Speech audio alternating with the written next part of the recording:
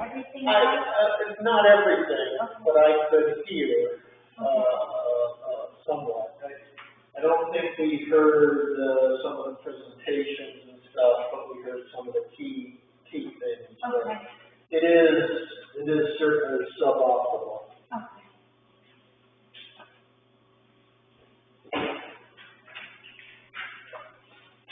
Yeah, Danielle has suggested getting some better microphones. Yeah, I would certainly, agree with that. Even a karaoke machine. Yeah.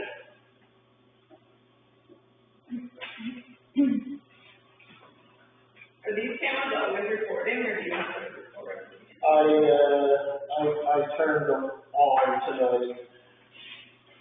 And I'm gonna go get, Wes. Here it is. Here he is, he's coming.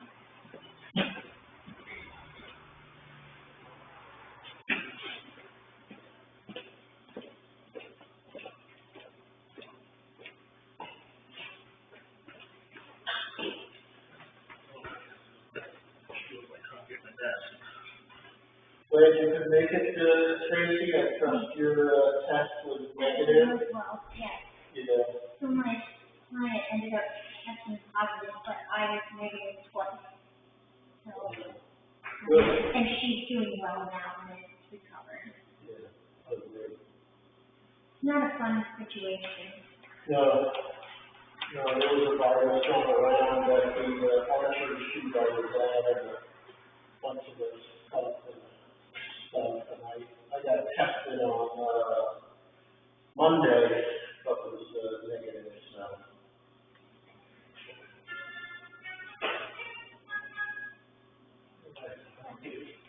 Okay, well, it's, 7:02, so we're gonna get started with the, planning board session. And, notice that we have a, forum. The camera is turned on before this planning board session. And, I don't believe we have minutes yet from the July 22nd, meeting. But I did put out minutes from, the August 12th meeting to everybody. So does anybody have any comments or changes to those? I move we accept the August 12th minutes as distributed. All in favor? Okay, unanimous. So, those meetings are taken care of. Now, we, had a topic on the agenda last meeting that, we, didn't get to until after Glenn took off, so, let's do that first, and that is in regard to the, Firefly subdivision. And what we had, written up in the, minutes of that meeting, was that Joe explained that people are constructing and subdividing, prior subdivisions or, subdividing the mother lot or something like that. And Wes noted that this was before his time, and Joe requested that Wes not issue any further building permits for anything that was part of the original mother lot without having some discussions with Glenn Haynes and the planning board, and that we were going to continue with that tonight's meeting. Who would like to start on this? Glenn, do you want to give an overview? Let's clarify the issue for us. First of all, there's nobody here that was involved when this was initiated or approved. This, were you in 2002? 1996. Okay, well, I take it. I bought a piece of property in that subdivision, and at the time, I was given a subdivision back. Unfortunately, at the time, I didn't know that this is not signed. It's Firefly Ridge Standard Boundary Surveys and lists 7 lots. The last lot being, 6 lots being standard 2.5, 3.5 acre lots. The last one being, the remaining 80 plus acres that were on the other side of the, power lines. Recently, now, at this point, all of the subdivision lots, except for number 7, have been sold and are being built on or have been built on. I don't have any issue or question about that.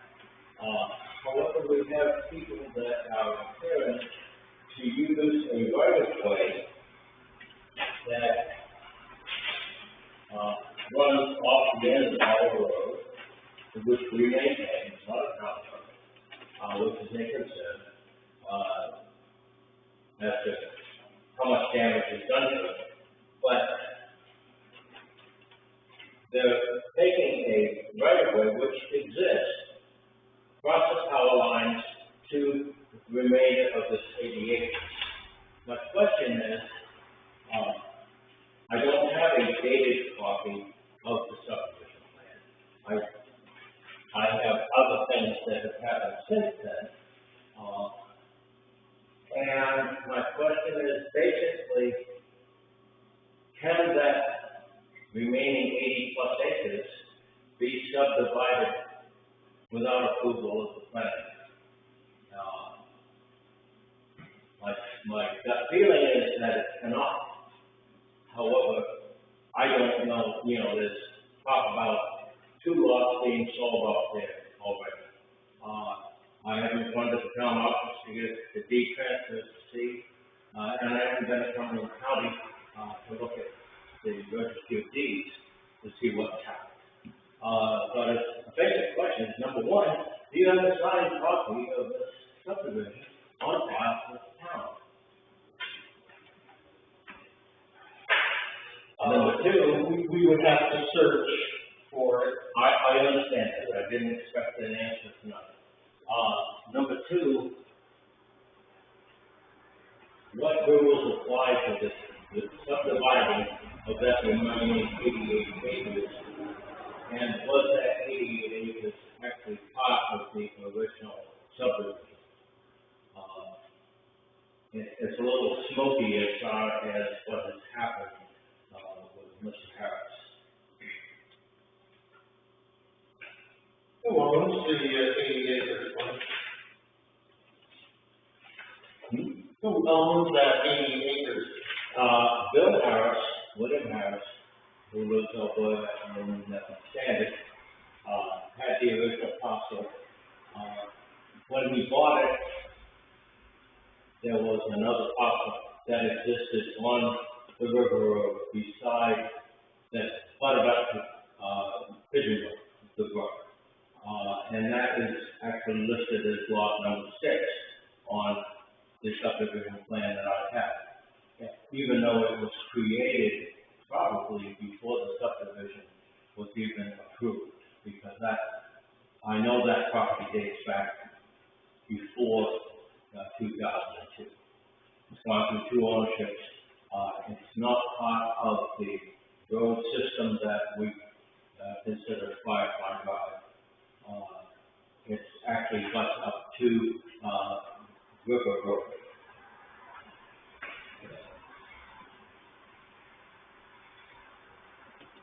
Wes, do you have anything to add or clarify there, or you just talk about the any construction activity that's been going on? Yes, I can comment on that. I did some research a week or so ago. Unfortunately, my notes are called me in my opening slip at home, but I'm not going on that accurate, so I'll probably go. In researching the subdivision was created around 2002. And according to some of the building codes there, about 3 lots were sold and built on within 2 or 3 years. But, the lots on this map is labeled 26-3, 26-5, and one where there's no number there, one with the arrow that goes across the CMP line, that's, would be 26-6. I've dealt with it in the last 4 years. Big lot, 26, that seems to be the other lot. And just recently, this spring, there's, Harris must have sold, chunk down right on the river there, from memory, I think it's probably around 12 acres. And I do have a deed on it, and the deed does have a right of way that comes off the cul-de-sac and fire lane. So it all seems, to be in line. Since the subdivision was formed in 2002, and the 6 lots, and they're all formed, it's gone past 5 years, if another lot is chopped off on another lot, 26, I would think that it would not rule as being in violation, because the 5 years has gone by. That's the status of it right now. Three right now are rather new. We've been on past 4 years, and the one down by the river, the fellow is making a little camp there to bivouac during the summer while he builds his house in the next 2 or 3 years. That's the story. Can I just, correct a couple of things there? These numbers do not refer to the lot number as, a subdivision. These are the map on the lot number. Yeah, that's 26 would be. So these lots would be numbers 1, 2, 3, 4, 5, 6, 7. And the way I would prefer to talk about them is the way they are here, because this is what we're talking about, the subdivision, not the tax assessment map. So this is lot 6. Which was actually the first one that probably was, built on. Yep. This, which is number 1, I have that as, looks like it would be. This is irrelevant. The numbers on there are irrelevant. Okay. this one was, Bob Hogan, and I remember issuing a building permit to him for that lot. This one was built as a spec house in 2004 or 2006. Yeah, around there, yeah. At that time, and by 2010, which is when I bought this lot, Yeah, this lot, and this lot were not developed. that's correct. The right of way through the Philly's remaining acres, nothing had been done there. Yeah. I drove out last week, and there is a roadway, real fast coming off here. Oh, yeah. And, you know, the right of way was fine, and the gentleman that did that allegedly was purchased 3.5 acres over here. I don't know, that for a fact, but, in talking with him when he was up there, with a broken windshield, he said that, you know, he gave his name and that he had bought 3.5 acres from Billy that afternoon, which was maybe a month ago. My question is really the development of this remaining part, is it subject to planning board approval as a change to a recorded subdivision? Or does it fall under the development of a lot of, you can't do any more than every 5 years divide it? I had thought that a subdivision was an entity of its own, and that the 5-year rule did not apply. That's why we went through all of the pain and suffering of hearing and approving a subdivision. Applying the 5-year rule, so you could just throw this whole paper out after 5 years according to that view of things. And I think that's not fair to somebody like you who bought in that subdivision with the guarantee that this is what you were buying into as a whole. including the remaining 88. The that's so much true, my opinion also is the 5-year rule exists so that there is a loophole created if somebody is willing to wait 5 years, so every time they chunk off lot, they're willing to wait 5 years. So show me in the subdivision ordinance where it says we can do that. I'm remembering right now, I don't have it memorized either. Well, that's what we have to do. Research it, okay, yeah. Yeah. I don't think they write into the ordinance how you can use loopholes. I guess I would ask another question. This is a state requirement, it's a state law. Yeah. And it's the 5-year rule, as I understand it, was how somebody deals with a parcel of land, that he wants to split without creating a subdivision, and that's the 5-year rule. So I don't, and I'm asking more than that, I just don't, I would like to know what is going on, because what's happening is that this is a private road, it's a lot of subdivisions, actually these 5 lots for the whole subdivision. Yep. And we maintain it, and if all of a sudden we're shooting off where this is going to be a thoroughfare into other lots, then I have some concerns, and but I don't know. That's why I think there's some foggy points there that must be researched, yes. I agree. You were say something? Yeah, I was just curious, is there something in the subdivision ordinance that says you can't subdivide a piece after 5 years in the subdivision? I didn't get that, Tom. Is there something in the subdivision ordinance that says you can't subdivide a piece of a subdivision in 5 years? Yeah, does the 5-year rule apply to subdivisions, or does it not?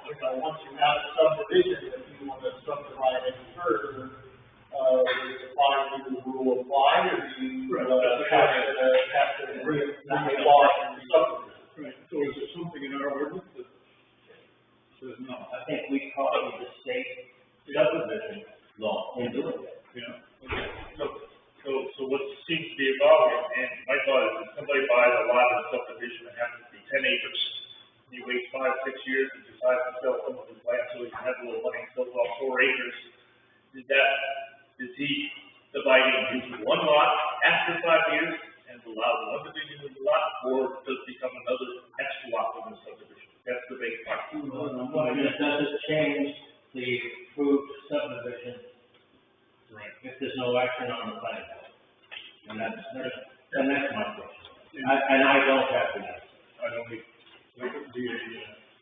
Do we need to ask the, town attorney for interpretation, of our subdivision ordinance?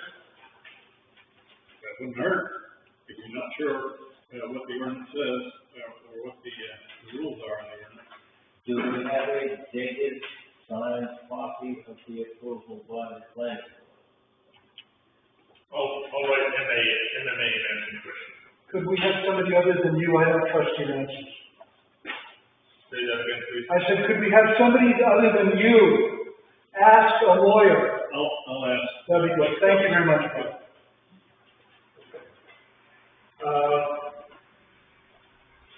Wes, if you and I could work together to look through the files in the planning board room, to see if we can find a signed dated copy of the, Firefly subdivision, application, that would be good. Sure. Okay. So I think we've covered the 2 action items. One is to search for a signed dated copy of the Firefly subdivision application, and 2, to get some input from the town lawyer, which Bob is going to do, to see whether the 5-year rule applies to subdivision.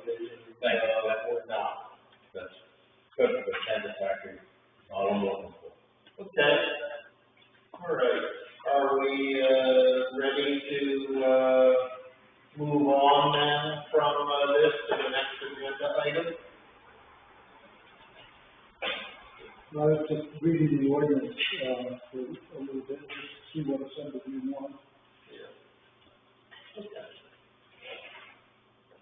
All right, well, let's,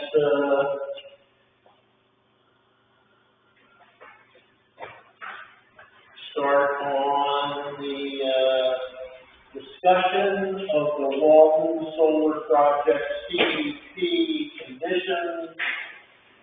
I have, hard copies here for everybody. Thank you, Glenn. Thank you.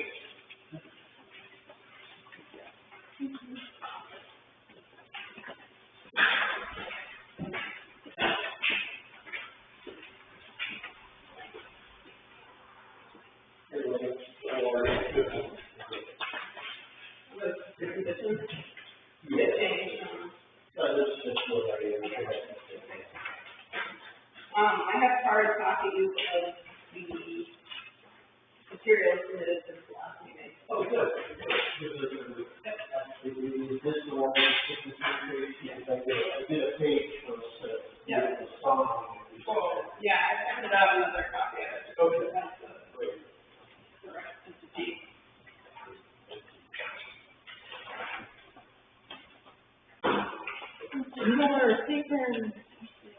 You guys all ready?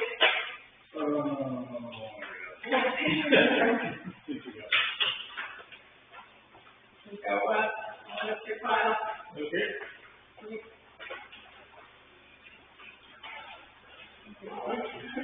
You don't want paper? Okay, folks. So,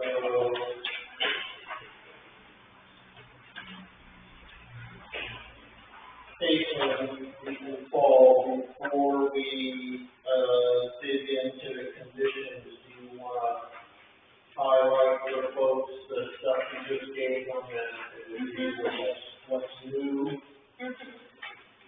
So this all came out of our discussion from the last meeting, and what we have shown is, well, first of all, we have the revised permit application, with the correct applicant's name. And we also are including a letter, basically committing to the remote monitoring of the project during the operational phase. We have the latest, civil design and drawing, which shows the updated entrance detail. And then the turning radius, egress analysis that the civil team completed showing the, turning radius going in and out from the east and west, going east and west from Route 113.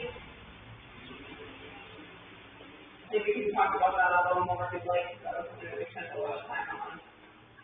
And then the last one was just the hand radio operator, like your requested, so we can just kind of dive into the turn radius, what changed from those, I would say, so. Yeah, I highlighted that when I sent the conditions out to everybody. When we, looked at the, auto turn analysis on the, example of the larger truck exiting the project and turning to the west. There was some uncertainty about whether or not the whether or not the right tire, or the forward tires, were actually crossing the middle of the Route 113. Right. And some of that uncertainty was born due to the fact that we can't, for a map, specifically identify the exact center of the road. And so to be certain that there is absolutely no opportunity for that truck to enter into the other lane, we went back to the model and we chose to widen the road on the west side of the entrance to be certain that there's no chance that truck will be going into the opposite lane. That will require both widening the road and also moving the street sign and the stop sign slightly to the west. upon widening that road.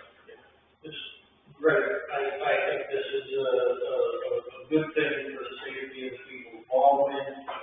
When the meeting ended, last meeting, Dwight Warren, the selectman, who was a professional truck driver all his life, was saying, you know, I just don't believe that we're going to be able to do this and that. So, you know, certainly Don was probing that, so I'll send special copies of that stuff to Don and Dwight, because they had an interest in it. And I included, Brian Anderson on one of the emails, you know, specifically about the widening of the road, because I want him to be aware that, you know, we're going to be, you know, putting some new streets on and stuff like that. So I think everybody has been, included and notified, and it looks like a good plan. Yes, and we appreciate the feedback from the town, and we think that this is it's perfectly a good workable solution for us, and we, fully agree that we want to be extra conservative and make sure that safety is paramount. Before we go in, I run through the terms and conditions, yeah, I'm not quite sure what we're going to ask, but that's still not going to, I think we're still an issue with that. Oh, that, so look at it, turning radius, you see two things. Usually when we do turning radius, there's actually a couple of things that you reverse and then the other. Sorry, not clear here. If you look at right here, there's three things in this blue red line. That's good there. Usually, you know, you're looking for a nice smooth transition like this one here. There's a thing to it, and there's a thing to it. And then in the case. What you want to see is a smooth curvature without too much. But I had an idea, I don't know if this is. Well, let me just, so that thing occurs, and when the truck pulls out and stops, and then turns the hand to the opposite direction, and then starts again. And then that's the same thing that happens. So when you, in the model, when you stop and then reset the wheel step another direction, then you'll end up with that detail on the model. And there's no way to avoid that, and that's what happens. Take a little bit more of your expectation that. If you lose a little bit more trees here, more of a straight shot. I don't think it's any wrong. Just have to blame that just a little bit more.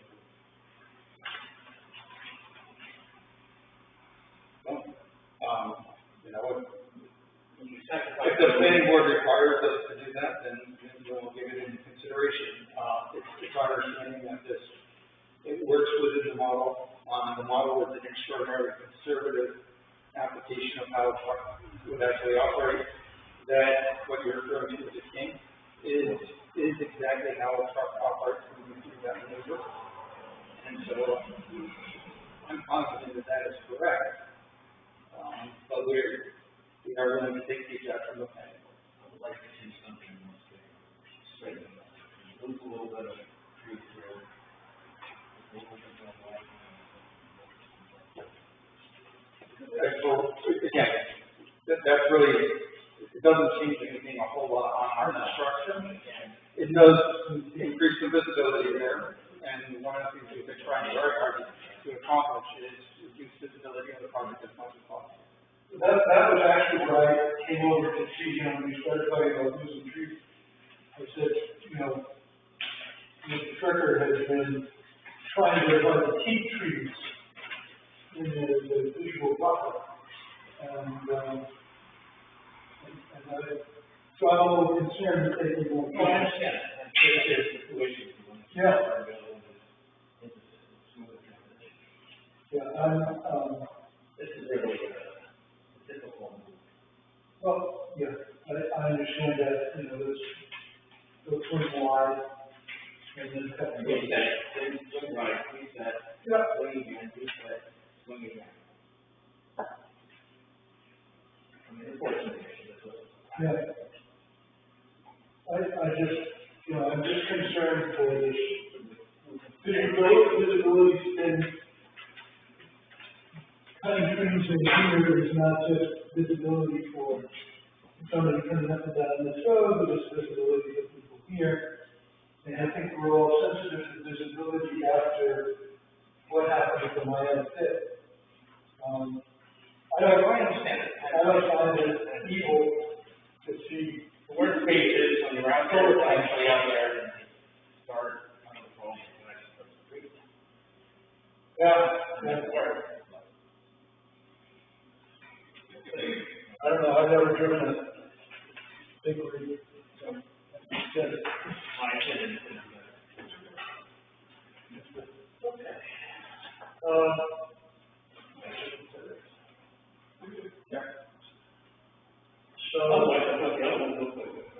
Yeah, again, I guess our position is, we're talking that this is a workable solution, however, we accept the input, and we're willing to work with the planning board for your desire, to reduce turning maneuvers, increase visibility, or reduce visibility, and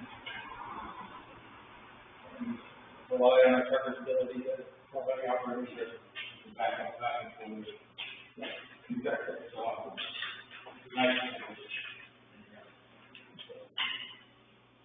Yeah, stop, turn the wheels hard, reset again a little bit forward.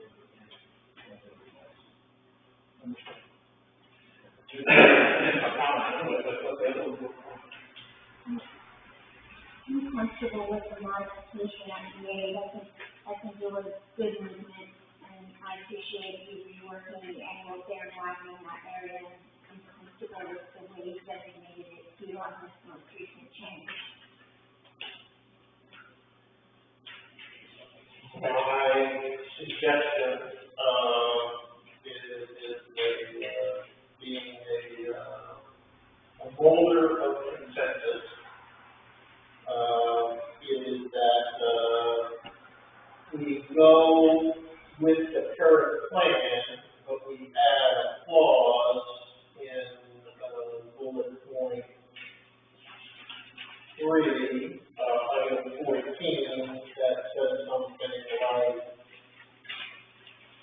if it turns out in actual practice that there's any difficulty getting rigs in and out with this current, structure and turn radius, that, we'll, revisit the plan to widen the road and rebuild.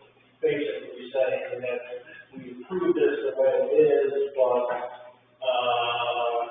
if it turns out that there does seem to be difficulties, and in other words, the rig drivers come back to their bosses or whoever's running the project and say, this is just too hard, it's not working, I need more room, then we'll put a clause in here that will readdress it. Matt, Yes. you want to look at that, call that now? Yes. So where is that? It's number 14? Yeah, and after it says the last sentence, the increase will create ample room for two-way traffic to eliminate traffic backup on Demon Road. What's the number we have? It's on, number 14, Right, bullet point 3. okay.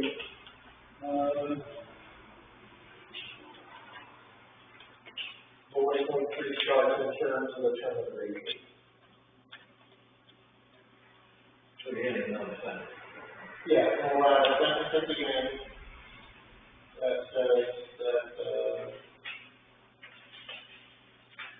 Okay, says, yes, if the turning radius from Deacon Road east or west on the 113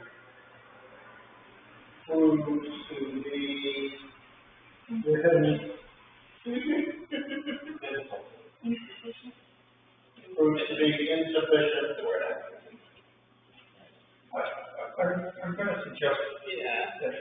this is getting somewhat complicated. And like, who decides if it's insufficient? Where the midst of construction, let's say, part of this identified. Post-construction, wait for the next planning board meeting. I think we should just say if it proves to be insufficient, they will correct it. We're obligated to correct it if it's insufficient. Okay. What? I'd like to keep in a little opinion here. The long road is starting up on River Road down south there, and they're unloading some, forestry equipment. Not that trailer, and throw that 48 feet long and back that trailer.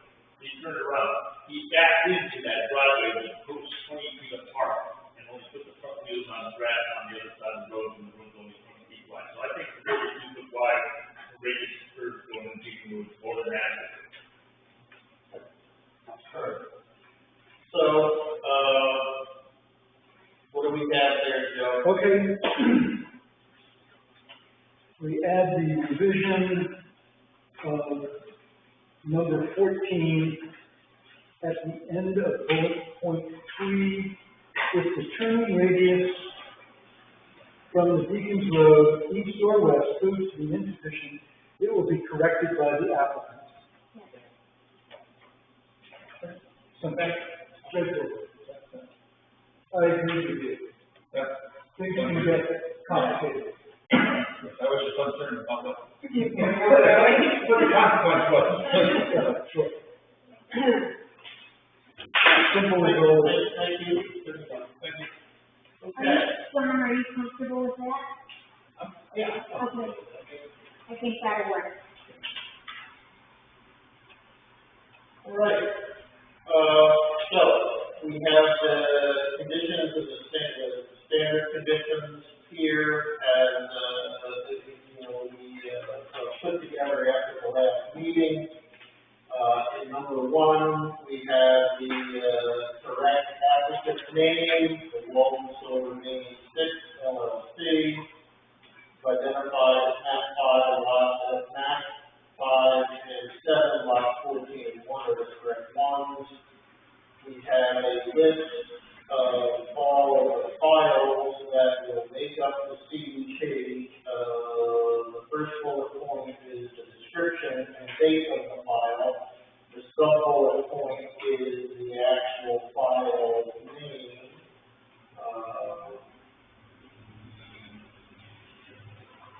So that we will, have an electronic file that consists of all of these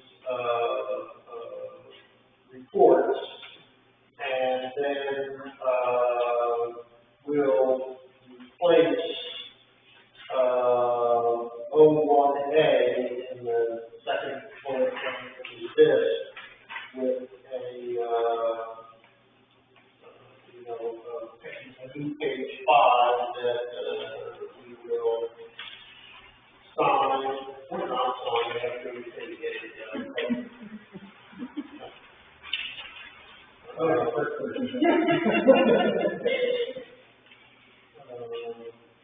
Number 3 is material deviations. I'm just going to go through these, very quickly. I'll say the number. If somebody has something they want to question or jump in on, just call it that. Material deviations. Number 4 is the quarterly inspections, and we have a letter on that explains service, which is part of the file. That's the next one, file for remote monitoring, and we reference that letter involvement on the remote monitoring in item 5.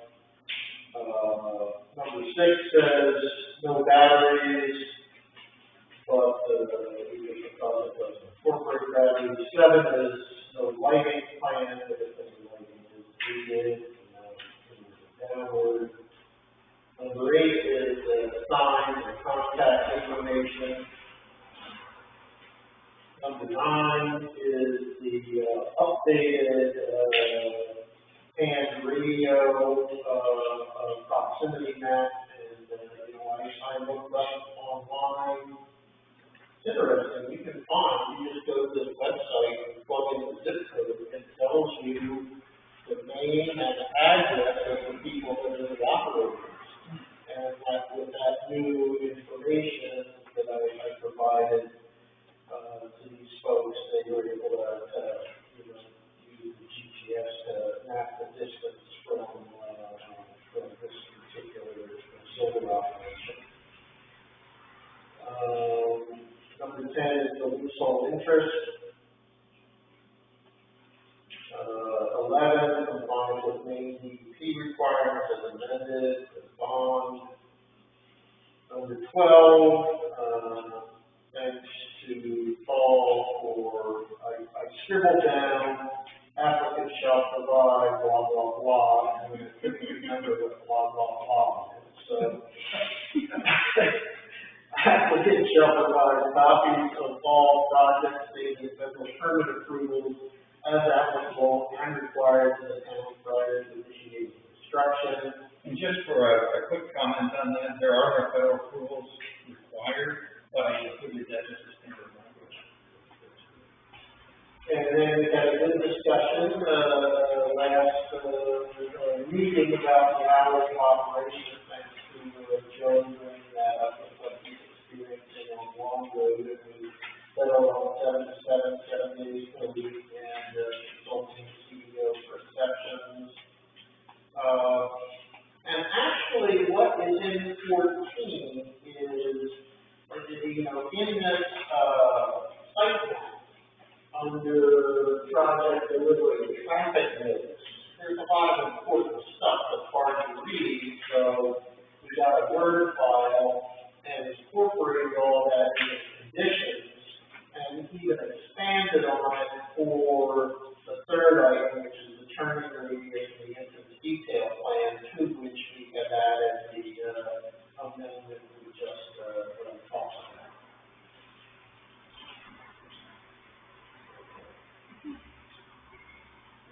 So we have 14, 15 is, the temporary warning signs to inform drivers of road work or construction. And then 16 is, calling out the, benefit package, which, you know, I spoke about, I said, you know, I know there's a file somewhere that has this in it, and it's actually in the site law, package, the PowerPoint slide that has this in it, is in the site law package. Oh, yeah, it's part of the public. Yeah, so now we have it, pulled out and isolated in the conditions, which is good, and then the decommissioning, and then we have the standard conditions for the conditional use permit, and the last line, got cut off on that, it said approval of facilities appropriate to protect public health, safety, and welfare. And I did a new, image of that, I'll put, in what gets, it includes that last line, that maybe the final package.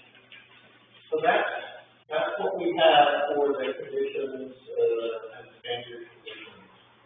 Are there any other comments or questions or things that we want to go over?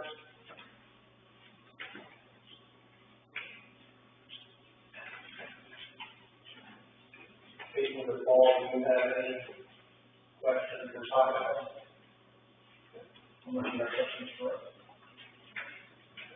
I would say we're ready To vote? yeah, So, motion on the floor is to,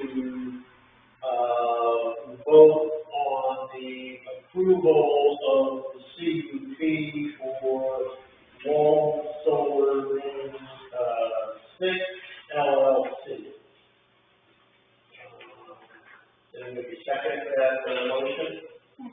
Seconded, all in favor?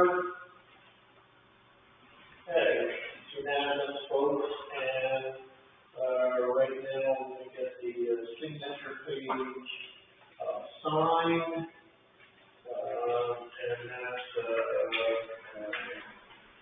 26, 2021.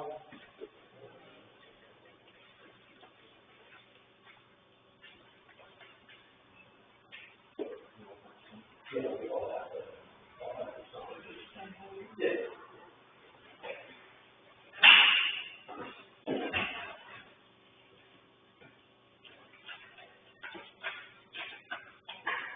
Now, was there anything about signing Mylars or maps or anything like that? Yeah, we looked into that.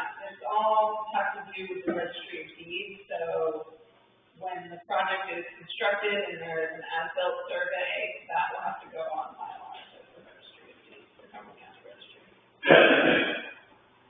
If you drop it off here at the town office, we can be contacted and stop by. That'll be somewhere in the ballpark of 3/4 of a year. Yeah, That couldn't be. That'll be somewhere in the ballpark of 3/4 of a year from now. yeah. Some of us will send it out. I'm gonna take a picture of this. Hopefully we're all still And, here. who the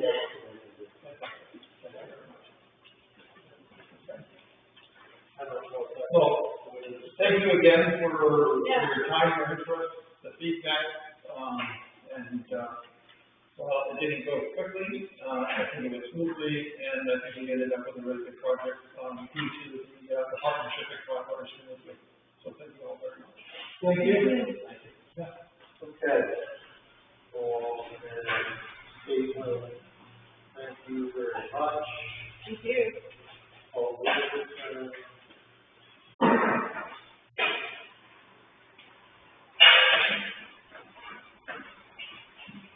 And by the way, anytime you have any questions about the project, remember to give us a shout, or if you're talking to anybody in the town who has a question about the project, you're always welcome to share my contact information.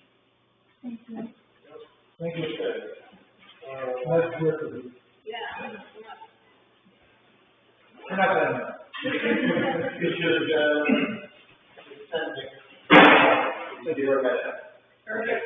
Thanks very much. Thank you. Okay. I'm sure I'll be seeing Yeah. a lot more of all the people you hire. Yeah. Take care. Take care. Yep.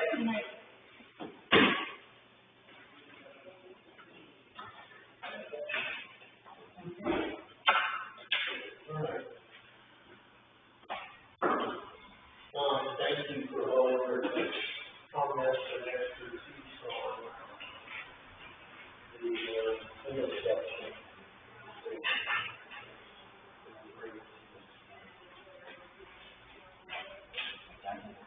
Yes. Okay.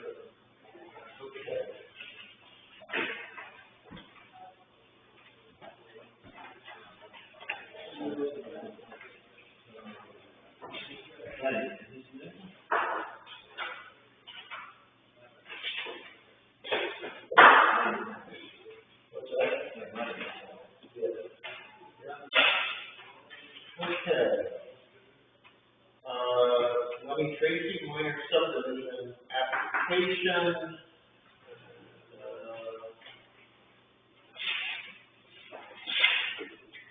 I think we did a couple things last week. If you have anything more for us.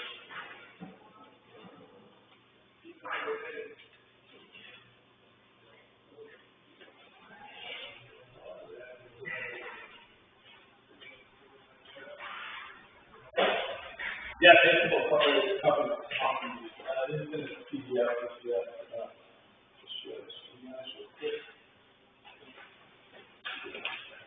Yeah, just, thing in the minutes, and he provided some initial copies of maps and descriptions, and, the two items from the discussion last week is Joe requested identification of where the buildings, the driveways would actually be on the site plan. And then, I asked Wes to work with you on the, subdivision fees to make sure that you knew what they were.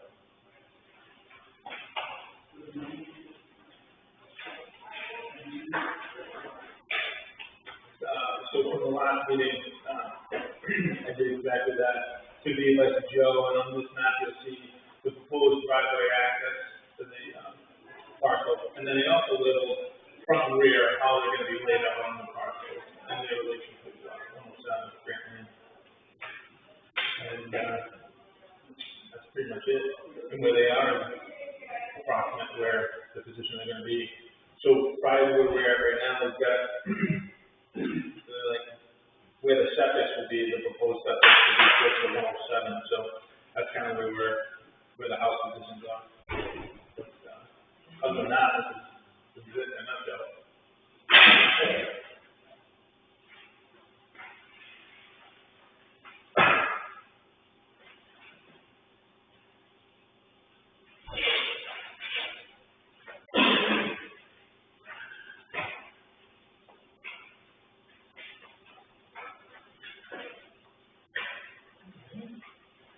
So, this is an example of, what we need to know about in the future. Yeah. Because he's proposing two houses, so he's leaving another lot free that, he probably in the future will want to build on, if not subdivide or, whatever. And it's like an all-encompassing question.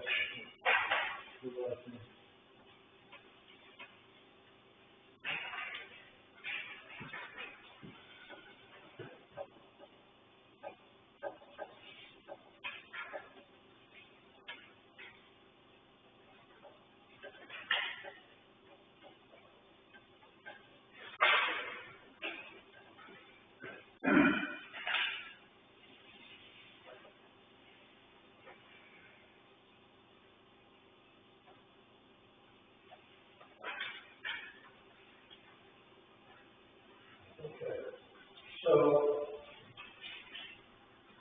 you've got this now, but this is the site map. But at some point, we have to walk through, the Article 6 minor subdivision with the procedure, within 6 months after the on-site inspection by the board, the fees, and the receipts certified, writing, all of this, like the property and application for the minor subdivision has been, there's a lot to, within 30 days of receiving the final plan application or a board determines whether the application is complete. And then a public hearing. Even for a minor subdivision, that's what the ordinance calls for. Public hearing,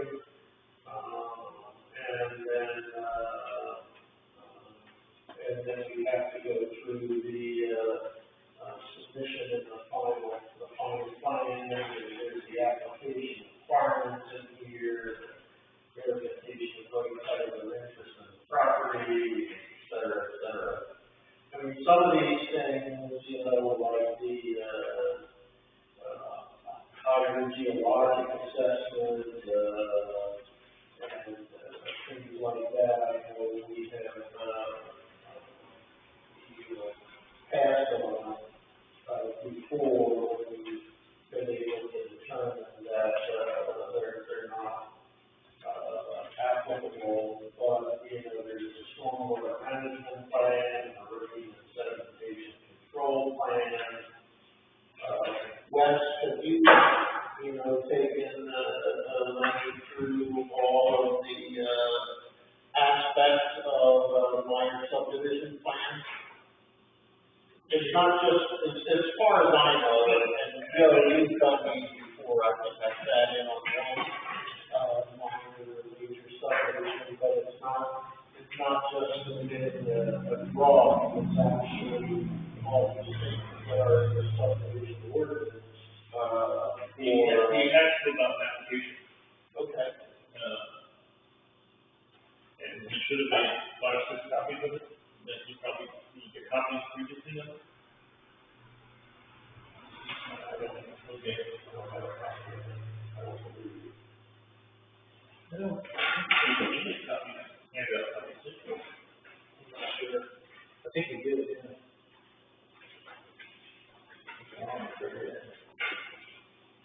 Just the only one you have left? I think so, yeah.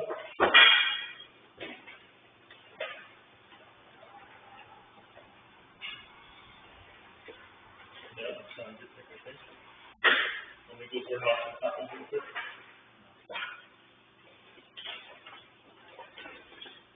The only one you have for that. Did you give this to him before? I thought so. I thought so, yeah, I thought when we originally spoke on that. You can either copy when you go. I don't throw anything away. That's, And I don't I know that's the original copy right there, 'cause I think when I got that originally, I must have made a couple of copies for him, so.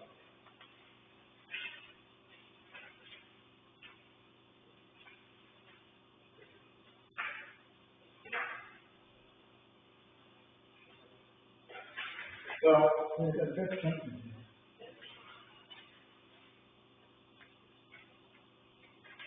We got the hall, print off a couple copies. But it's not an application, it's just random pieces of paper. And that was a subject, and he just filled out. He goes down as far as 12, and then what checks off the ones he wants, he just fill out and give information. Right, okay. I'll put up the copy today. No, it's just not included in an application. I've got a nerve, but it's the only thing I've got in that area.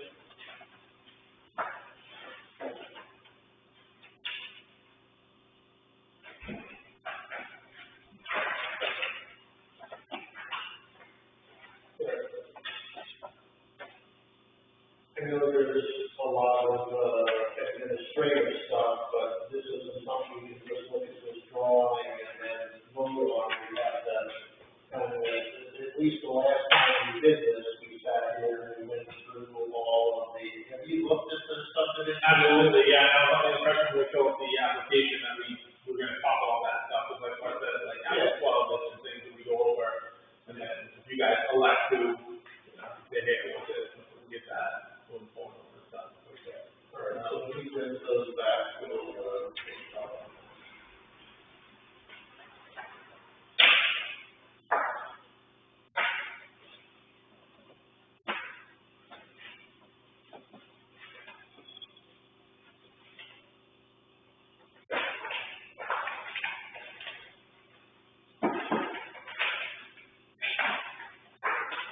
This may be, yeah, I've got the same thing in terms of an application. It's here, pretty much, and yeah, so that's what undated, which, for my opinion, it's always a good idea to put the date on things.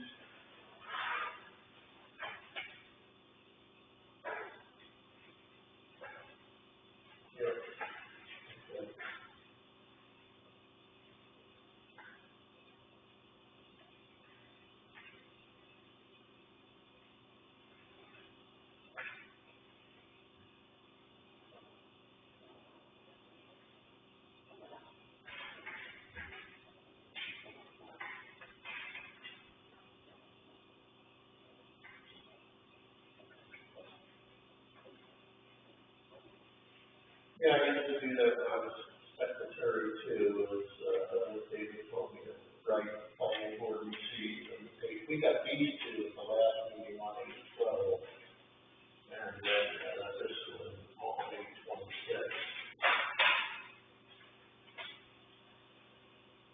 Yeah, I think you gave a copy of that document to Wes, but none of us seem to have that actual CDP application, so.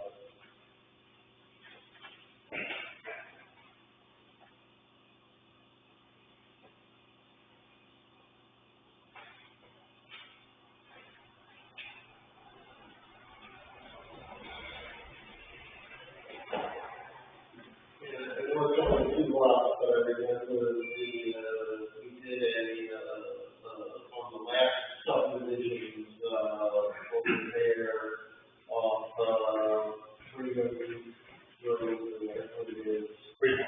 Fremont Road, yeah, we did, sidewalks and, had to put it in the, How many lots are over there now? what's that? How many lots? Is that a minor subdivision? No, I think that was a major. Yeah, but we still have to do the same thing for a minor, in terms of, procedures. Yeah. We still have to do the sidewalk and the public hearing and stuff, so. Did you get any money with it? Okay.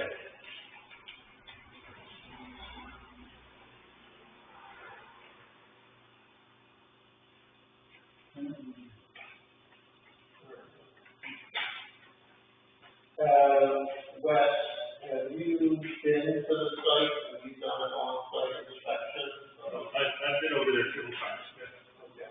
I think David has seen it too, so, I'm gonna check off the, on-site inspection.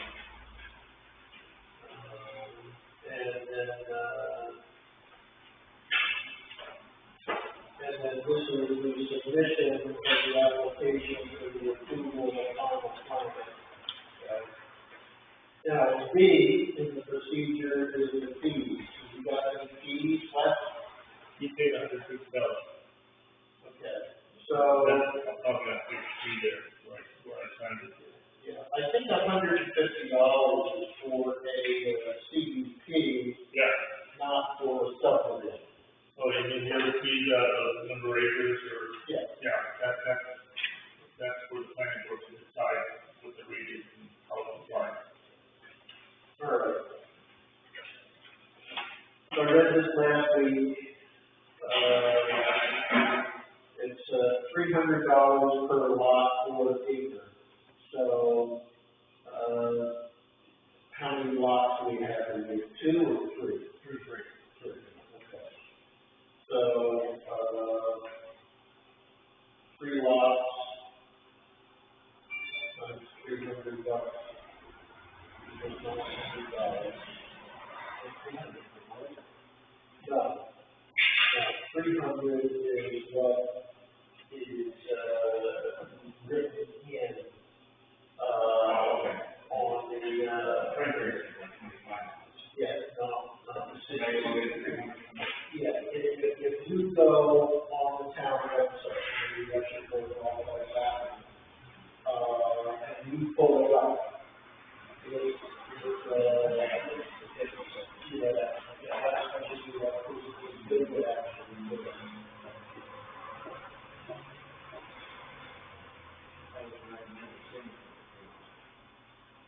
That's all we can change.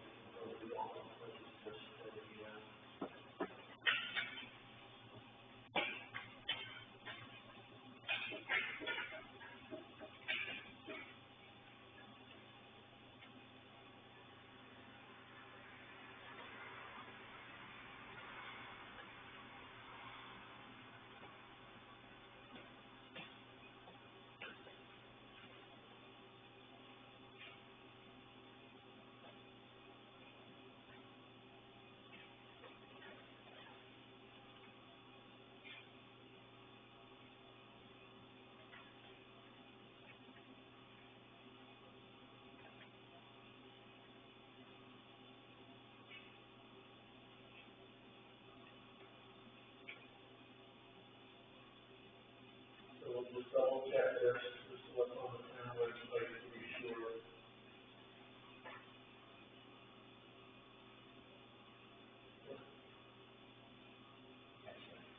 So.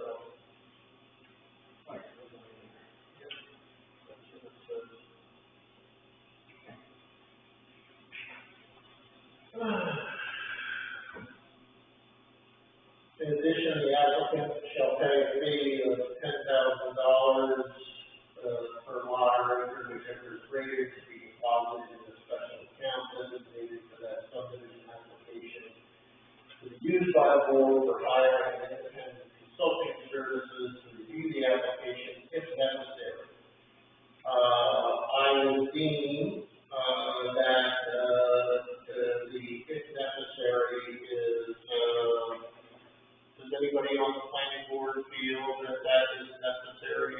this situation? I'll tell you what I'd like to see is the US topo map of this, lot and the county soil survey, map covering this lot before I said that it wasn't necessary. Okay. My concern, and site visits maybe also, because my concern is it's pretty darn flat.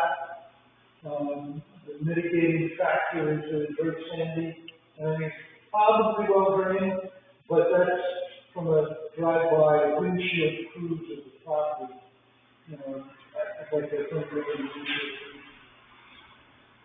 Okay. The status of the land right now is that we have building clear permits for both houses. Therefore, a septic system has to be designed by soil scientists, and soil scientists has examined the land and it will accept the waste. So there doesn't seem to be a water problem. Can you issue a building permit before the subdivision is approved? This happened on my error, I proceeded about a month and a half ago. But I put a stop order, he hasn't begun building the second. So, yes, You know, if I'm pending the outcome of the CEP. If I make mistakes in procedure here, people, can correct me, but, we have the application, we will be scheduling the site visit. I think, you know, we've identified money that we need to get, $900 to, the town of Baldwin, for the non-refundable minor subdivision application fee. And, we are going to hold in abeyance the, $10,000 per acre or lot fee for the special account designated for hiring independent, consultant, et cetera, that is in, 6.2B, creating that special account. We will hold that in abeyance until after we have done the site visit, to determine whether that is necessary or not.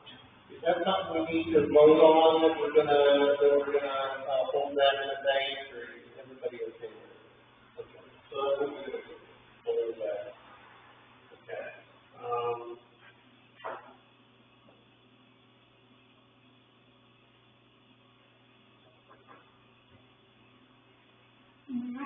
yeah.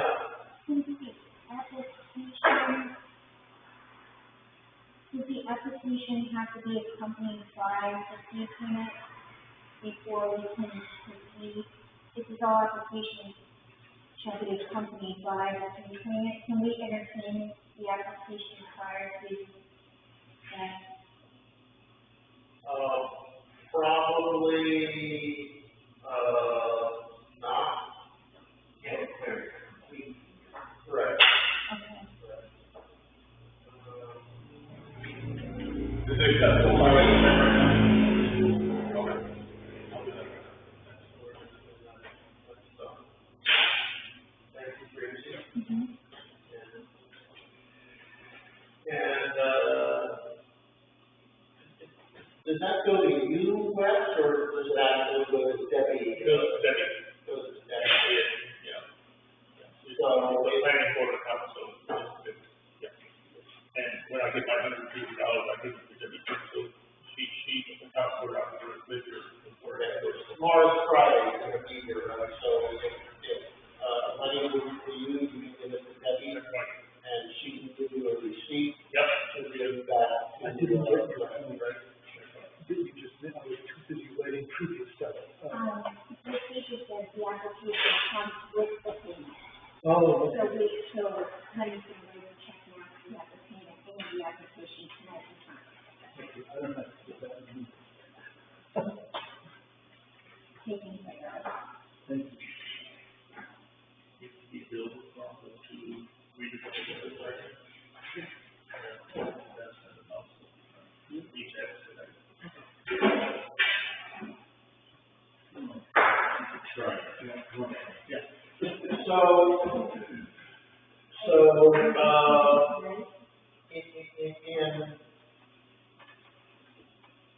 No.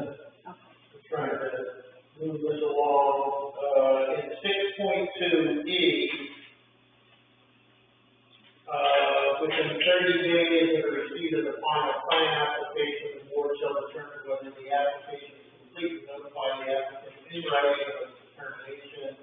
If the application is not complete, the board shall notify the applicant of the specific additional material needed to complete the application.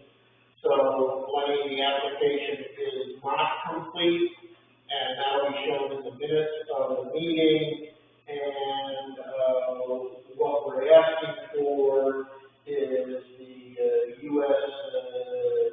Geologic, topo maps, et cetera, to understand the, topography, yes. Correct, Joe? Yeah,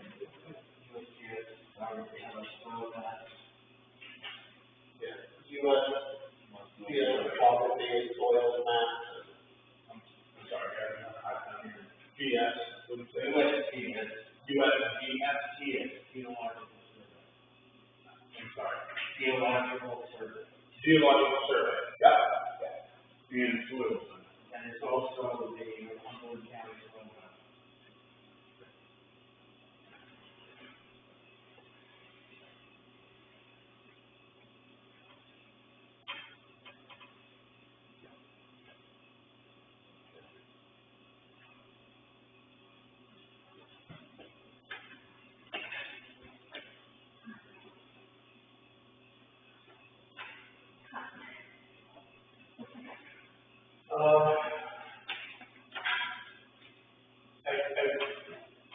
I don't think we can go much further because, upon determination that complete application has been submitted for review, the board shall notify the applicant in writing of that determination. So, when we get these things, we can do that. But then, G is that the board decides to hold a public hearing, so hold the hearing within 30 days of determining that it is received. Now, the way I read this, it's our decision whether we hold a public hearing or not. Yeah. Right? So,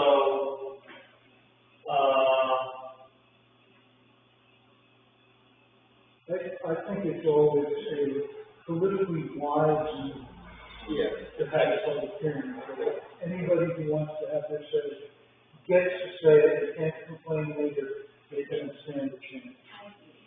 So what we need to do is first schedule a site visit. Okay?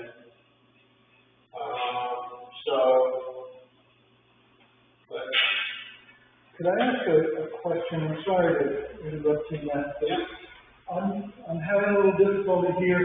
I need a name for this subdivision. I'm gonna give it a thought.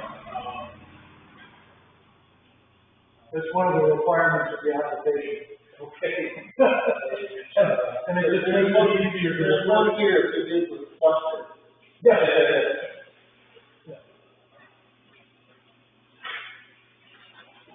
Cluster residential development.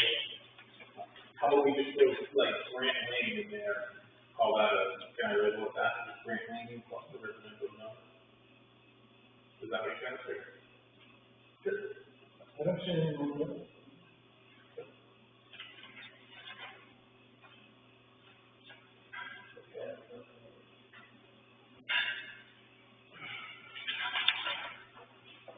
So, before I think we can meaningfully consider all the elements of the, application, we need to take a look at a sidewalk.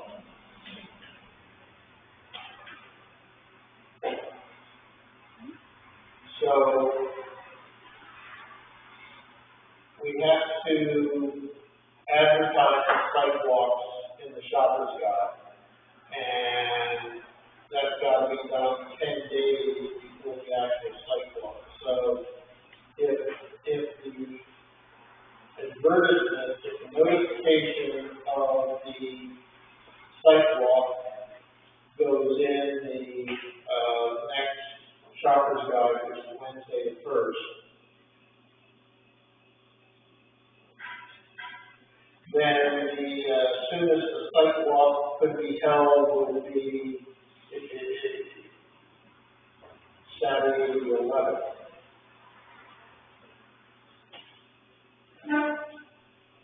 The 11th would be the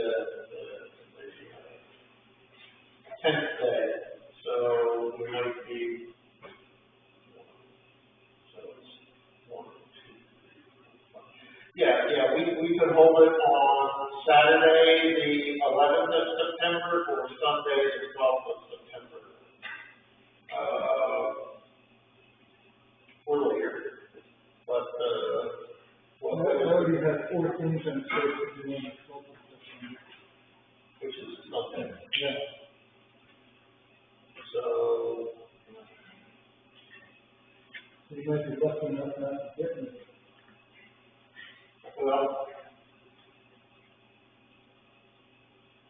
I'm gonna be away the 11th to 12th, so if I'm gonna be here, we have to do the week of the 13th.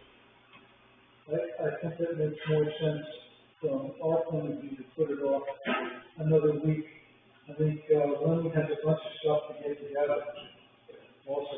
All right, so we have Monday the 13th through Friday the 17th, if we don't want to wait till the weekend. Is there a day that week, that is particularly better for, anybody?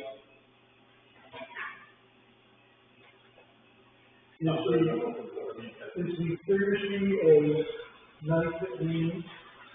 No, that's in between. That's in between.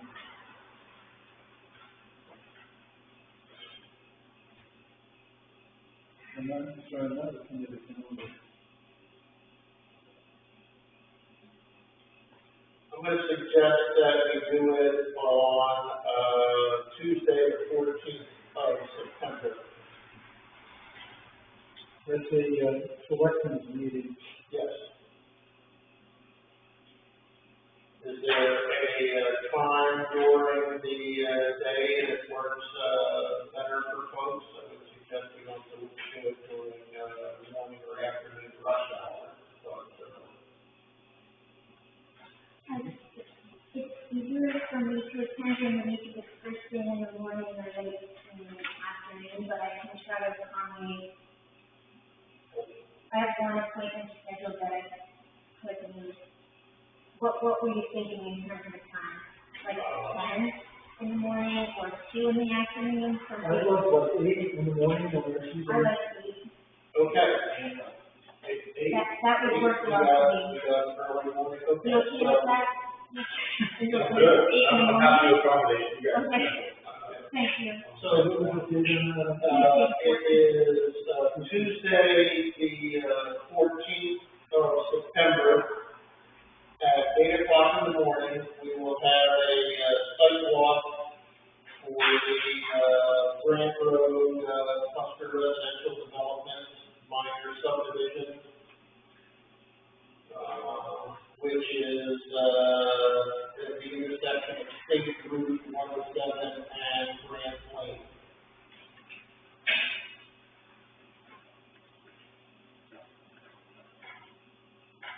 Great. Thank you. And then after we have that, we'll be able to, proceed with going through the rest of the requirements and things. The only other thing that I would suggest that we, do tonight is just eyeball the requirements in section B. I don't think shoreline standards apply here anymore.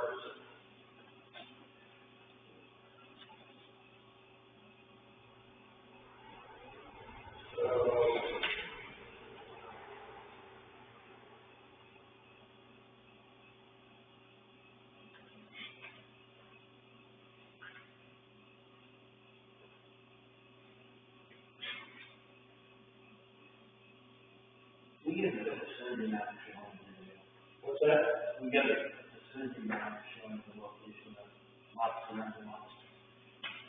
Yeah, we should. And other subdivisions in the area. So we need a vicinity map that shows this within the, surrounding subdivisions and then the land and Need is deed. That's actually in the file, but I can get copies of that, sure, yep, I can get you guys copies of that. So the vicinity map, is it, the GIS map, would that be sufficient to show the butters? Is that, okay? So what we're trying to show here is the intensity of the proposed use compared to the surrounding. The checklist number 1A, 1B on the checklist. yeah, 6.3B location map drawn at a size adequate to show the relationship of the proposed subdivision to the adjacent properties and to allow for the locate the subdivision within the municipality. The location map shall show the existing subdivision, the proximity of the proposed subdivision, locations of the existing and proposed streets, boundaries and designations of zoning districts, blah, blah, blah. Yeah. Okay, yeah, sure. So we have the other map there, the closest subdivision would be, that Canton subdivision. Yeah.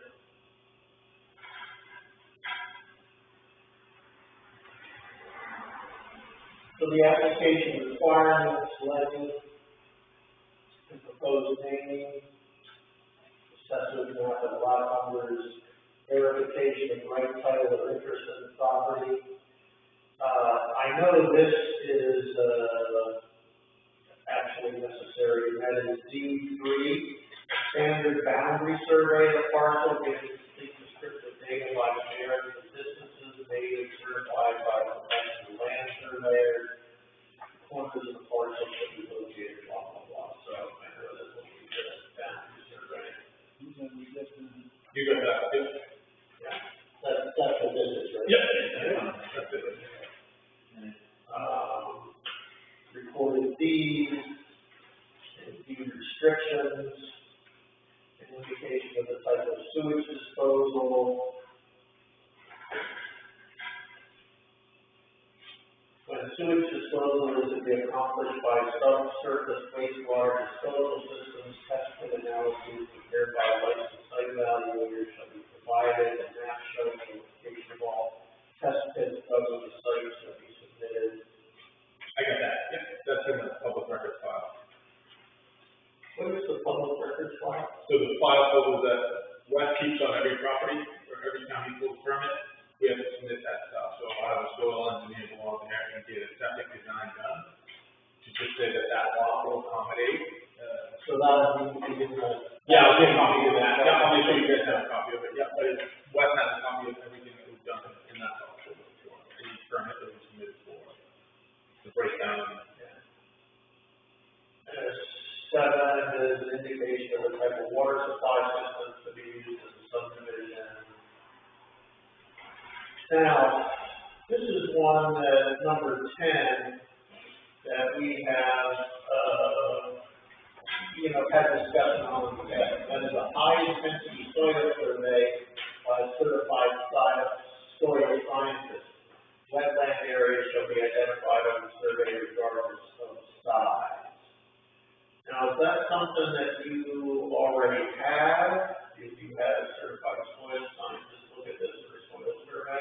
Yeah, so Harris, septic solutions have already taken a look at all of this stuff. In a septic system form, there is a space where he fills in the types of soil and how deep it's for. I think under 10 is what they're looking for in wetlands. Are there any wetlands on the site? I think that's identified in the survey, the survey map. That's the, yeah, yep. Yep. That was identified by the soil scientist? That's the survey, BH2M did the original, and then, William was gonna did they flag it? Yeah, so they identified it for sure, that's why flags that go out there when we want to. There used to be flags out there, I'm not sure if there were, if they're still there, but there were flags there at one point, yeah.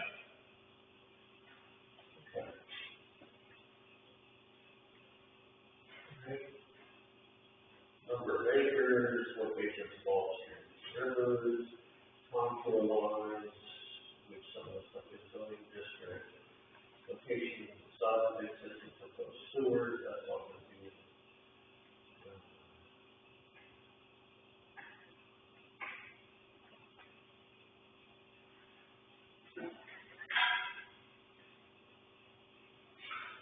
A hydrogeologic assessment prepared by a certified geologist or registered professional engineer experienced in hydrology when the subdivision is not served by public sewer.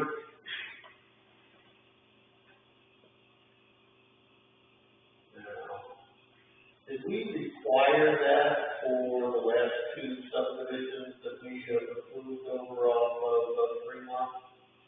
I think we waived that. We got the cell sign system certified. Okay. How do we get a hold of this hydrological data for significant sand and gravel aquifers? Because I think we should look up the area to see if we're over an aquifer.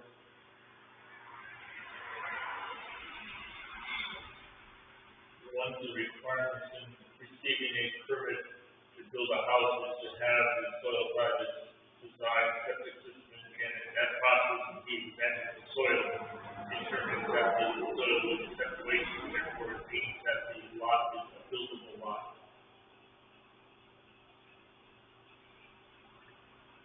I think we're concerned about things more than just whether it can absorb sewage. I think we're also concerned about whether it can absorb rain after adding the amount of impermeable surface that we add.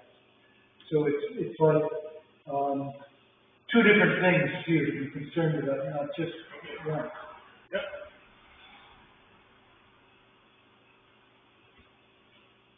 Number 12, is some watershed of Great Pond. What's a Great Pond? 10 acres. That pond is 10 acres. So, that's 10 pond? Yes. 10 pond. Yeah. Watershed of 10 pond. And on the other hand, I mean, that's why we're required to have a state boat launch ramp, because we're required to provide access to all those ponds. I'm going back to remembering something from when the law was passed 50 or 60 years ago. So it could be wrong. I suggest that you have the, guy, the people that, this, Wayne Wooden Company, or the people that did your, septic, do what they can to comment on, the, items 20 and 21, here, with the, hydrogeologic, topics, and particularly, whether anything's over sand or gravel aquifer. They should have, somebody that's doing septic work should be able to determine, or maybe geological surveys, whether, there's an aquifer there or anything.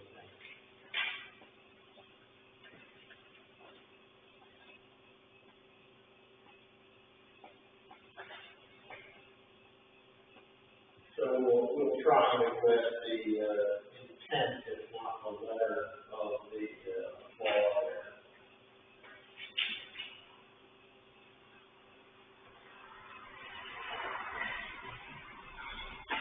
So I guess what I'm looking for is to cover myself if in the future there are water problems caused by this subdivision. Runoff being either rainwater runoff directly or runoff that, maybe gets fertilized too much and Salmon Pond turns green.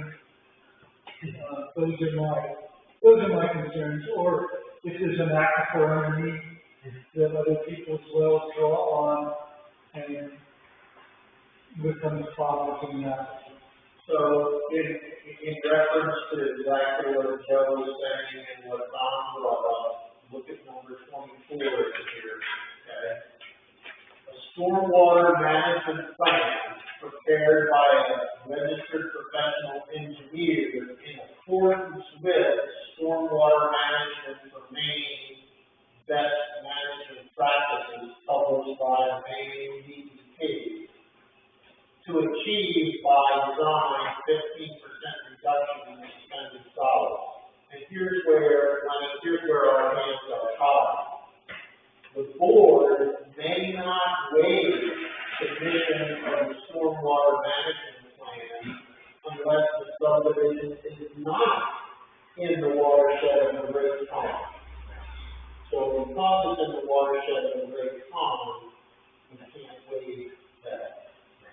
And, is it the 250 feet, is that what the watershed is, or is it 10? Watershed, this is any drop of water falls in the property, would it get to 10 pond? Say that again. If water flows off the property, drop of water, right? Yep. Is it possible for that to get to 10 pond? That's the U.S. Coast and Geodetic Survey that would tell us that. Okay. Just, that's the, you said US, what was that, John? U.S. Coast and Geodetic Survey, is that what it's called, USGS? Yes. Yeah.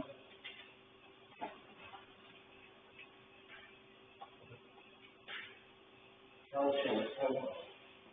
soil maps will show us what possibly your aquifer or soil type is, whether it's gravel, sand. Yeah, and it's the same thing with 25, an erosion and sedimentation control plan, blah, blah, blah, and we can't waive it unless the subdivision is not in the watershed of the Great Pond. So, hopefully, whether you get to help me with this, you can kill 2 birds with 1 stone, with the stormwater management plan and the erosion and sedimentation control plan, and it gives you the sources and handbooks there at numbers 24 and 25.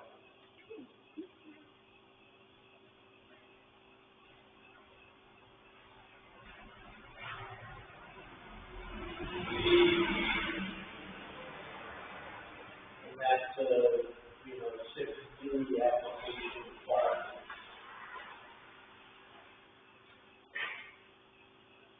Now, are you going through the minor subdivision ordinance right there, or is this part of the application? It's part of it's the minor subdivision. Yeah, okay, so that's what I'm reading. Which is on the town website. I'm reading right off the one that's on the town website.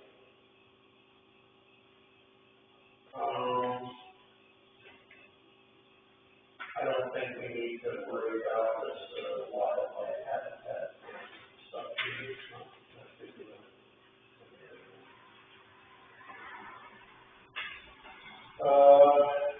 you have to look at 27, which is the phosphorus control plan. That's the same issue with the Great Pond. Yeah, so just make sure to include that. Looking for fertilizer. And phosphorus. And this is easy stuff because it's 28 location and method of disposal for land clearance and debris. And that's it for, Article 6, the, minor subdivision. Because then we go into the 7, which is the major subdivision,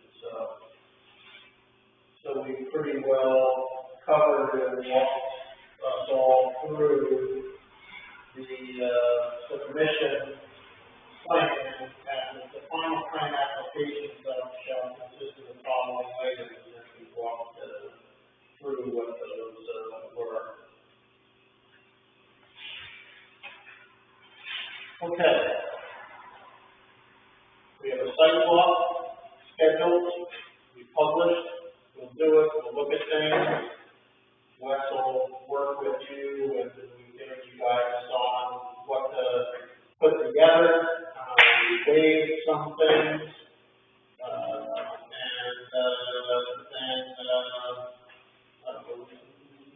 should be able to have our next meeting, on the subdivision, on the 23rd. Now, Joe, thinking ahead,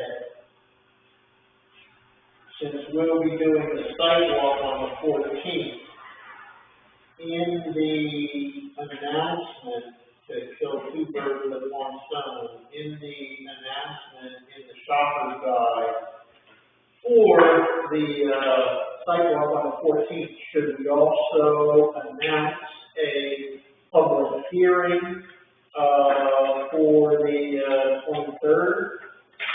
Are you confident and is Lenny confident that we'll have all the paperwork we need on the 14th? I feel like I'm gonna reach out to, the septic guy tomorrow, like my soil engineer. You're confident that the 23rd, you have everything? I think by the 23rd I'll be able to have everything, yeah, just given his, stuff. He's already done the prelims. If I send him those items and he runs through all that stuff, I couldn't imagine it taking that long to identify certain things. Correct me if I'm wrong though too, like the survey, the total survey should be pretty accessible, things like that nature, so. I feel comfortable doing that. Yeah, so I should pull that out and have that and then get that stuff, sure. I'll reach out to him. If anything changes, I'll send the board an email to Wes, if that helps.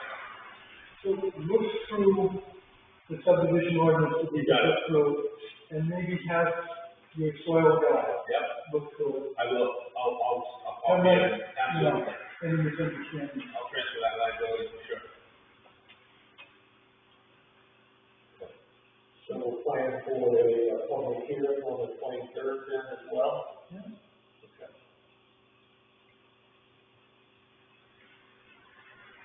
So, just so we're real clear on that, what that means is we'll have completed the sidewalk, we'll have a public hearing on the 23rd, and then, in the planning board meeting that follows the public hearing on the 23rd, we would, start a review of your, final application.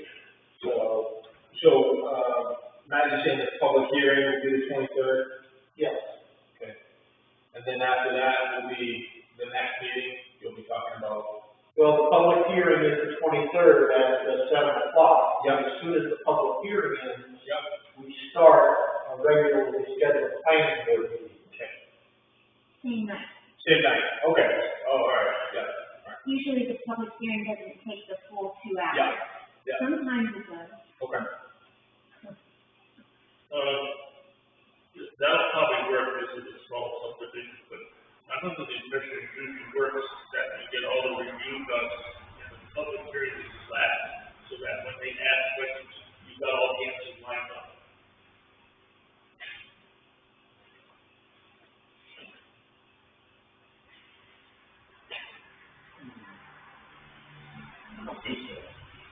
That's not the way I've seen it work. Okay. Most of the people, that's who might show up, hold that hearing, haven't heard all what goes on in the planning board. Well, no, I past experiences, not very many show for a public hearing. Yeah.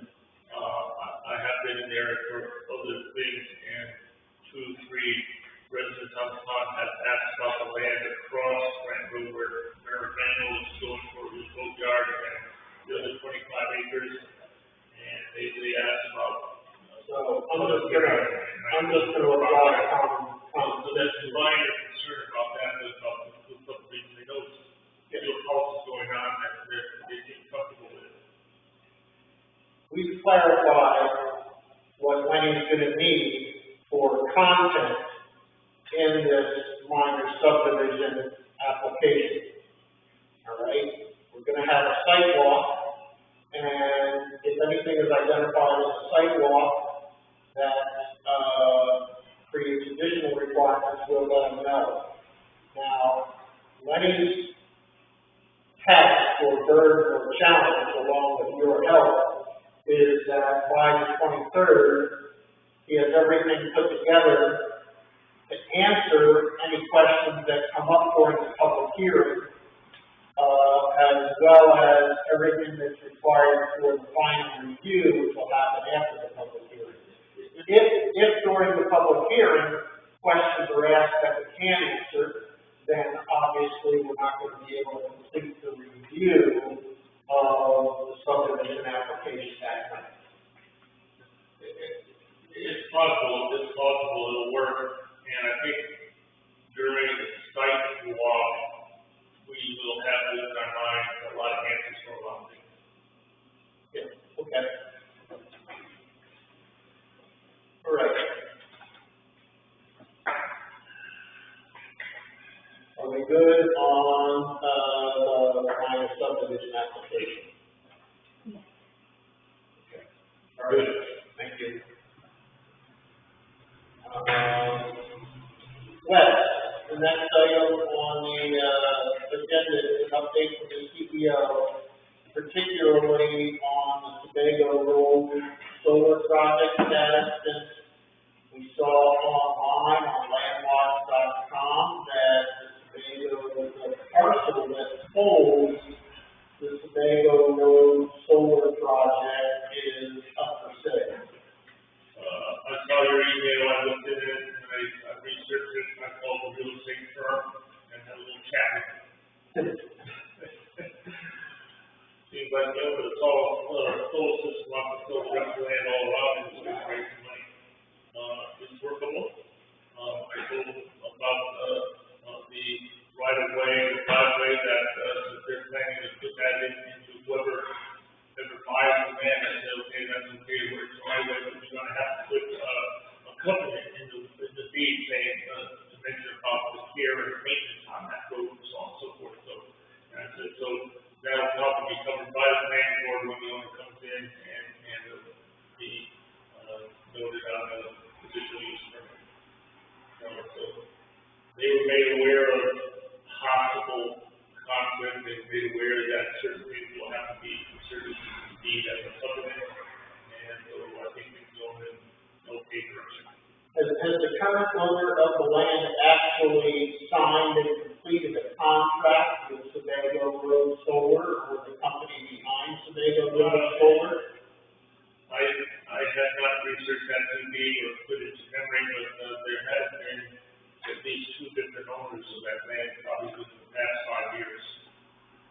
So, I think Carrier, I know Bruce is Carrier is that trucking firm. So is the owner subdividing the land and selling everything but the parcel that's gonna have the solar farm on it? Or is he selling the land, with a contract, for a leasehold, for a solar farm? The information that was available is that he's gonna make his own lot of that 20 acres at the solar farm. And that would be a separate lot within all the other land. Does he need to, has he owned it long enough that he can subdivide it?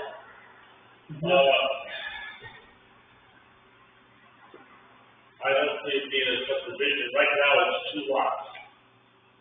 And by making the solar farm that's within one lot, another lot, he makes one division. So that's just fine, that's subdivision. However, he's planning to take, I think, lot 6 and 4 and join them together to make it all one lot for sale. And his solar farm will be one lot within another lot.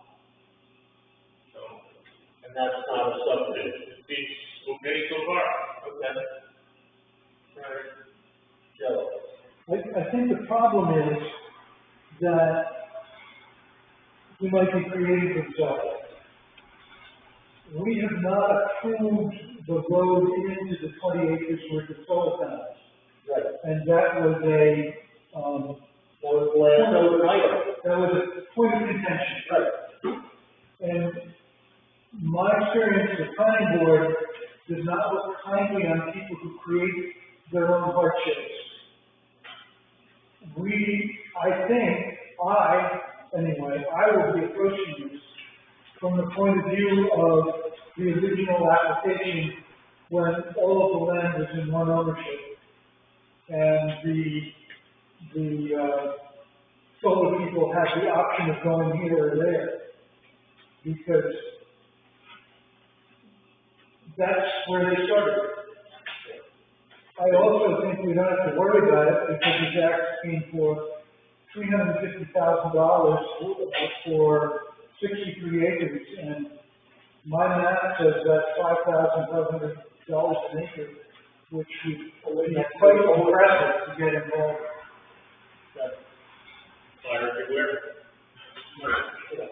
For a mountainside and so forth, that would be quite impressive. And so that will be upping their minimum bids on their, and taxes will go through.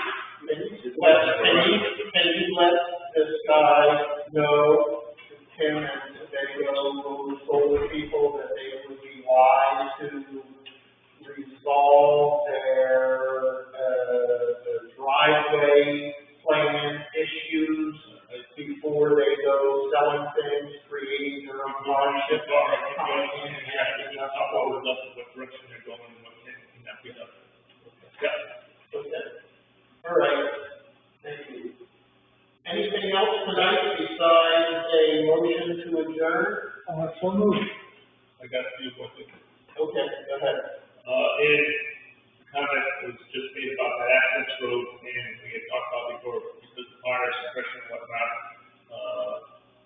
I wrote to Frank Robbins, who is the big cheese for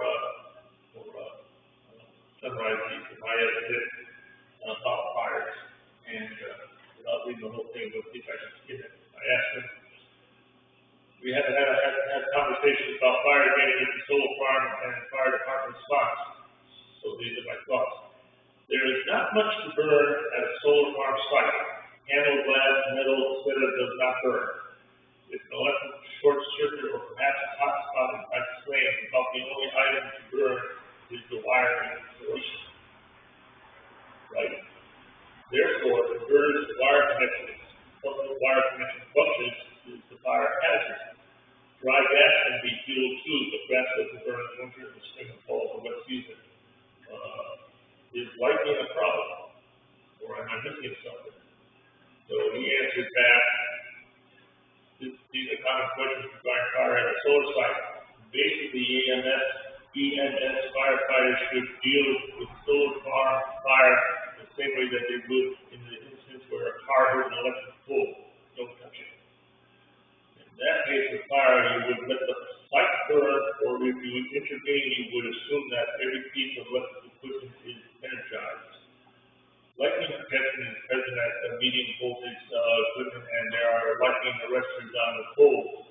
There's a surge protection equipment on all the electrical equipment, such as inverters. But if lightning strikes hit, our operation and maintenance team would have to investigate after the fact and report the damage. So, have I answered everything? So I went back, I said, is the basic thermal material only wire insulation? And the answer is yes. Okay. Only wire insulation. Okay. Okay. So, and I know I had another conversation a couple of meetings before, the same thing. We did fire people. As far as the solar system, you might have 3 in 1 year, but you'll hope you have 0 in 20 years. So, not much chance of a fire happening. Do you post all the CUPs online somewhere? We have not. I thought I heard that they were being posted, though. I thought the last I heard they were not. I think we have in the past posted I think the only CUP we posted was Nature's Wilderness was posted on the town website. I've actually been thinking about this, the contradiction between hard copy files and electrical files. And so like for the Long Road the solar CUP and the West Baldwin solar CUP and stuff. I don't know that an actual hard copy of the final CUP exists anywhere. I think that, they exist on, David's computer, and probably on mine. But, you know, if something was to happen to me and David, I don't think the town has the CUPs filed electronically. I take back what I said. David files the CUP with the minutes of the meeting that it was approved at. That is what he said. I have not looked up, so that's what he sends to Danielle to post the minutes. I'll check with it, see, I just went through the last 8, 9 months worth to see what was on there for CUPs, I couldn't find anything. I can find some minutes. I think if you look at the end of the minutes, there should be an attachment. That's what David said. Okay. All right. So to be continued, let's, David makes a meeting, we'll make sure that they're on the minutes and, have to determine whether that's an adequate, information storage plan going forward. There's a motion on the floor. I have another item. Okay. Last week in the shopping guide, the people who own the water tower down here advertised they're gonna have a little gathering. Right. And they sent me an email about Monday about it. They're planning to have, their anticipating maybe 20 to 40 people. Probably a barbecue, celebration, and cookie week, you know, the tower type of thing. No, just the tower. The people's purse. For people first, yeah. They plan to park cars across the street, stop and eat food. What do we have in motion for events? So, if I wanted to have a party for 40 or 50 people, the town says, God bless them. If Bob wanted to have a party for 20 or 40 people at his house, hope you have a good time. I'll get some money. If on the other hand, it's a matter of charging people for attendance, that's another story. I know our conversations a year and a half or so ago sort of circled around if it's a family event, it doesn't count. Does commercial in any way, it depends on how many, but there hasn't been any final decision of what number of people pulls the trigger. Another aspect of it was, what was I going to say now?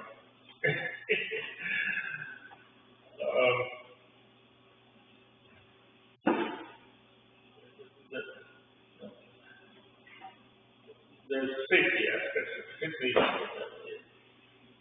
I don't think 25, 30 people is too much, but, you know, and I've talked to them, and I'm going to make sure that maybe they do have water available, they do have a porta potty available, let's say if there's John in their house, and that's things like that. When is the trigger point? You know, it never came about that the town would handle the event, and it came back to the planning board because we had a situation about a year and a half, 2 years ago, and the issue was, once you have a CUP like for an event, it travels with land. But we found out that in inviting us to our event, we can put a time requirement out where it doesn't go with land and it ends, like we can say after 1 year. So, I think in this case, I may talk more if it's 30, it's under 40. Just a slide. Keep us posted. Okay. Yeah. Okay, that's it. Thank you, Wes. Motion to adjourn? I already put away the minutes, so we're adjourned. Thank you all.